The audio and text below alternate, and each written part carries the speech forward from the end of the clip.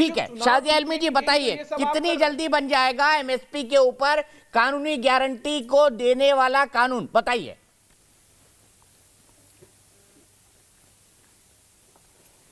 देखिए, एक बहुत सिर्फ और सिर्फ हमारे प्रधानमंत्री और ये सरकार है जिसने पहली बार स्वामीनाथन रिपोर्ट को इम्प्लीमेंट किया। और स्वामीनाथन रिपोर्ट किस साल आई थी? भाई साहब बड़ी बड़ी बातें कर रहे हैं, उनके एक एक झूठ का मैं पोल खोलती हूँ। और उसके कितने सालों तक इनकी सरकार रही, उन्होंने कुछ इसको लेकर नहीं किया। आज के दौर पे ट्रैक रिकॉर्ड के हिसाब से देखा जाए तो एमएसपी से कहीं ज्यादा 1.5 गुना का तो ऐसे बढ़कर, और जहाँ पे ऑयल आप झूठ बोल रहे हैं। और सुनिए आपको मैं एक ही चीज को बताती हूँ, 2009 में, अरे मुझे बोलने दीजिए। अच्छा अभय प्लीज बोलने दीजिए उनको। अभय ठीक नहीं लगता अभय भाई बोलने दीजिए, बहुत देर तक बोला और बहुत झूठ बोले। मैं बोलूंगी मैं आपको एक्सपोज करूंगी। 2009 में ये सही बात उन्होंने कही कि भाजपा और अकाली की सरकार थी, हम छोटे घटक थे तभी ये कानून आया। लेकिन उसके बाद तो कांग्रेस की सरकार रही है 4.5 साल तक, उन्होंने क्यों नहीं इसको हटाया? कॉन्ट्रैक्ट फार्मिंग का तो लॉ लागू था, आप उसको हटा देते, उन्होंने हटाया नहीं। इनसे पूछा जाता है तो क्या बोलते हैं कि अरे हमने हटाया नहीं, लेजिस्लेशन में हटा देते हैं। अगर आपको लग रहा था इतना बुरा कानून है जिसके तहत किसान को 1 साल से लेकर 3 साल की सजा हो सकती है और उस पर जुर्माना बढ़ता है। ये जो फार्म लॉ जिनको ये काला कानून कह रहे हैं, ये ऑलरेडी उनमें से एक लागू है जो कि कॉन्ट्रैक्ट फार्मिंग है। और उसी कॉन्ट्रैक्ट फार्मिंग के तहत हमारे कानून के हिसाब से, यानी कि केंद्रीय सरकार के हिसाब से, किसान को अनुबंध का कोई नुकसान नहीं होगा, उसको मुआवजा नहीं उठाना पड़ेगा, कंपनी को उठाना पड़ेगा।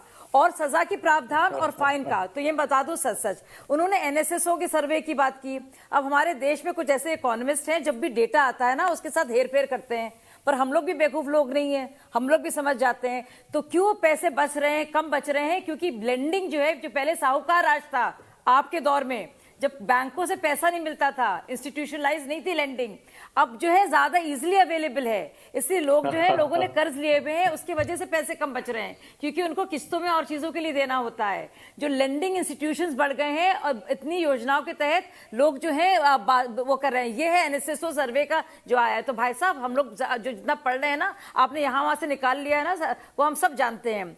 और जब हम बात कर रहे हैं, जब एपीएमसी की बात हो रही है, तो जो मॉडल एक्ट एपीएमसी का था और जिसकी बात कितनी कही, और शरद पवार जो कृषि मंत्री थे यूपीए के दौरान, उन्होंने क्या कहा था कि पूरी तरह से एक देश के हिसाब से इसका वैश्वीकरण होना चाहिए। बाकायदा इसकी मांग उठाई गई, कितनी बार उठाई गई, मनमोहन सिंह ने जी इसकी बात, लेकिन करके किसी ने नहीं दिखाया।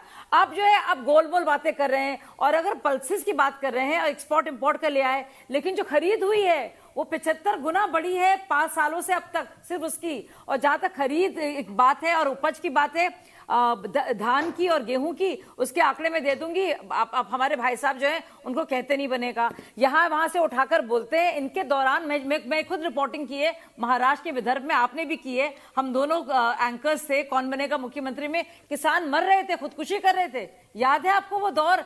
हजारों 10-20 हजार बाकायदा इसको लेकर इतनी बार इस पर चर्चा हुई। और उसके 2009 से कितने दिनों बाद तक यूपीए की सरकार रही, तब तो नहीं सोचा गया एमएसपी का कानून, तब तो बनाने की नहीं सोची।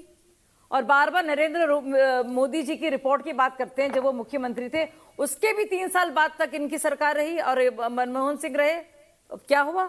बना के दिया। मैं लूंगा सभी सवालों के जवाब लूंगा, लेकिन उससे पहले अनुराग भदौरिया जी, संसद में जो कुछ हुआ ठीक लगा आज आपको? एक एक चीज पर झूठ, और मैंने पढ़ा, मुझे सब मालूम है, मुझे रटा हुआ है। मैंने एग्रीकल्चर में बहुत काम किया, आप इतना गोलमोल बातें कर रहे हैं। और मालूम है संसद में क्या हो रहा है दीपक जी? संसद, ठीक है, एक मिनट रुक जाइए शाहजेद जी, बहुत लंबा हो गया।